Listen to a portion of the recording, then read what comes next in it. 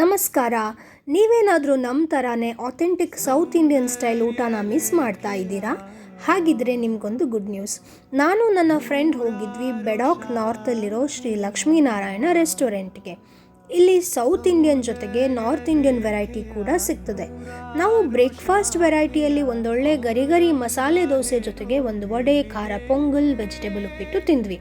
ಅದಾಗಿ combo ಮೀಲ್ಸಲ್ಲಿ veg biryani, ಸೌತೆಕಾಯಿ sambar, paneer gravy, gulab jamun ಅಂತ ವೆರೈಟಿ ಐಟಮ್ ಇರೋ ಸಖತ್ ಟೇಸ್ಟಿ ಊಟ ಮಾಡಿದ್ವಿ.